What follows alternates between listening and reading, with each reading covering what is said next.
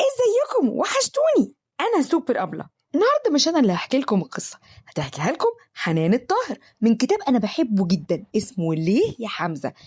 كان فكره مي الدهان ورانيا عبد العزيز، وكتبته رانيا حسين امين. تقدروا تشتروه من مكتبه ديوان. اسيبكم على الحدوته.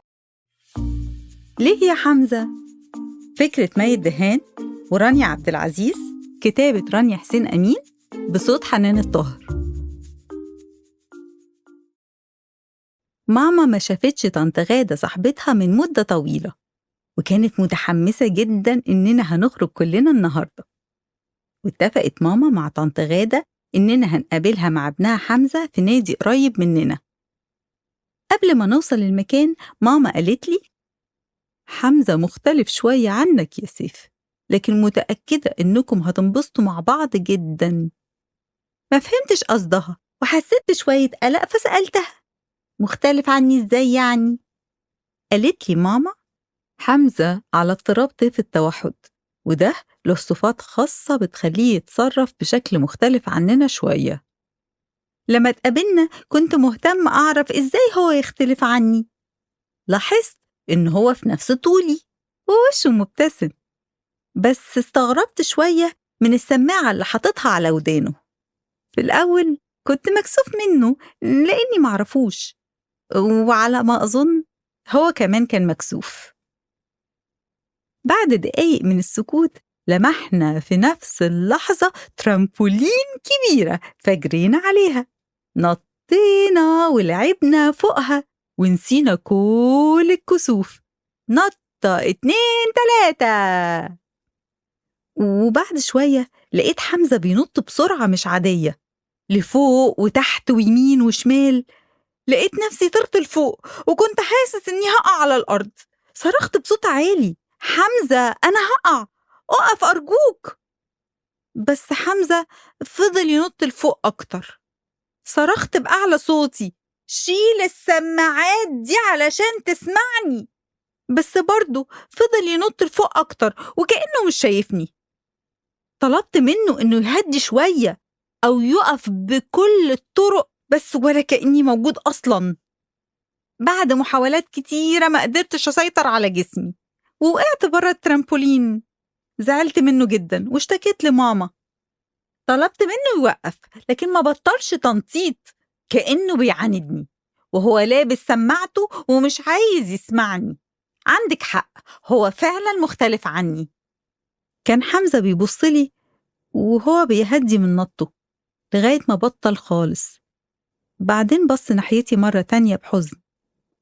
كانت مامته بتسمعنا وهي ساكتة وقالت: أنا فاهمة إنك زعلان يا سيف، وحمزة مش عايز يزعلك أبداً، بس طريقة تعبيره عن الفرحة مختلفة، والسماعة مش للمزيكا، هي سماعات من نوع خاص علشان تقلل الأصوات اللي حواليه فتقلل توتره.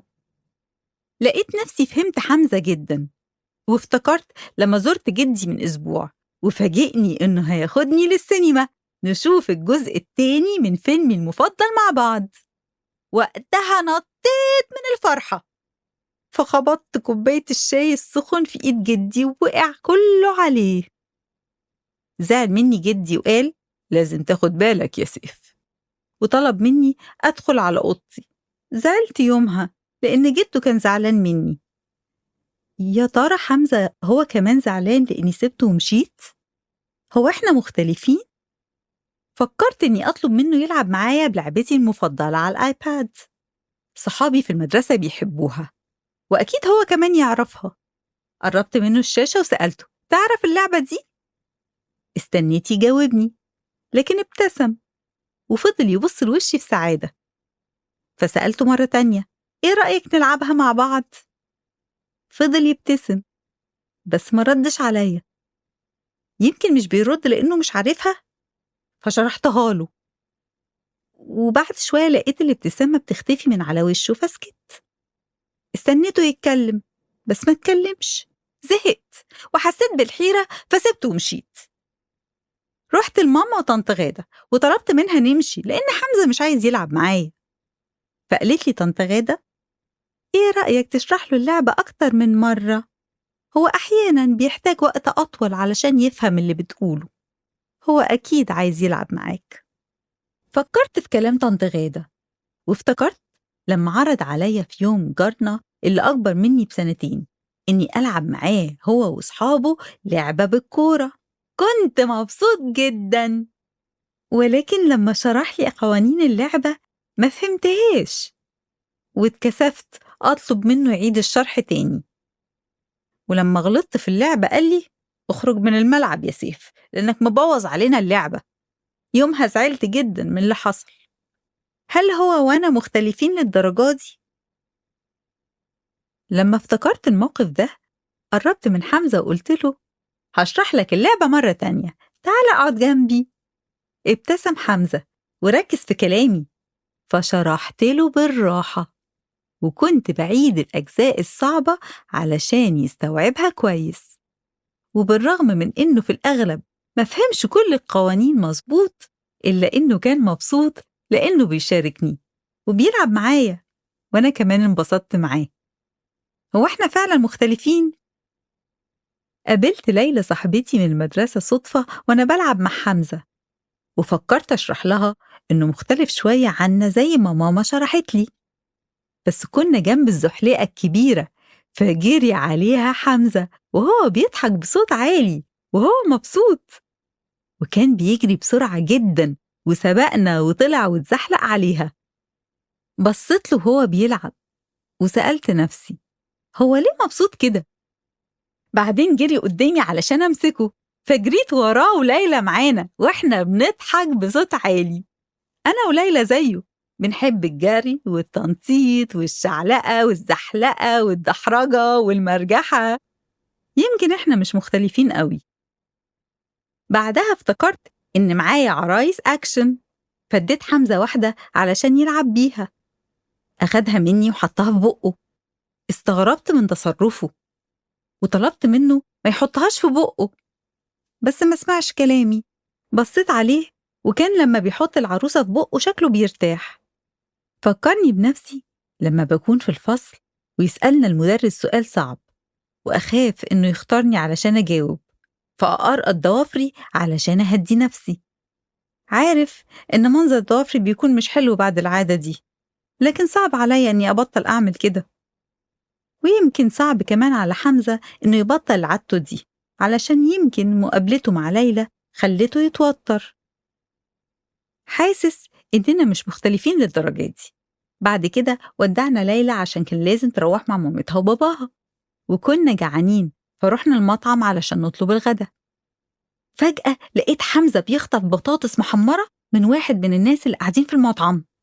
حاولت أمنعه بس ما لحقتش، فوقفت وأنا مكسوف من الموقف واستغربت تصرفه جدا.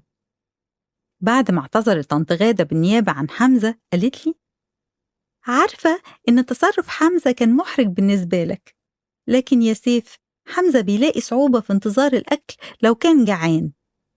وغمزت لي وقالت لكن أنا معايا حاجة تساعده يقدر يستنى. طنط غادة طلعت من شنطتها موبايل وفتحت أبليكيشن عبارة عن منبه، وقالت لي لما حمزة بيبص على المنبه ده بيقدر يفهم مدة الوقت اللي لازم يستناه بطريقة أحسن. طلبنا الغدا لينا إحنا الاتنين، ومسك حمزة الموبايل وفضل يبص على المنبه وهو هادي وسعيد. فكرة المنبه عجبتني جدا. لو كان معايا واحد لما بروح عيادة الدكتور أو وأنا بستنى دوري في اللعب على المرجيحة ما كنتش زهقت. اتعلمت من حمزة حاجات جديدة النهاردة، وعلمته كمان حاجات جديدة زي ما الأصحاب بيعملوا مع بعض. قضيت معاه يوم كامل وحاسس إني دلوقتي فهمه أحسن، وأظن إن هو كمان ابتدى يفهمني. حاسس إننا مش مختلفين للدرجة دي.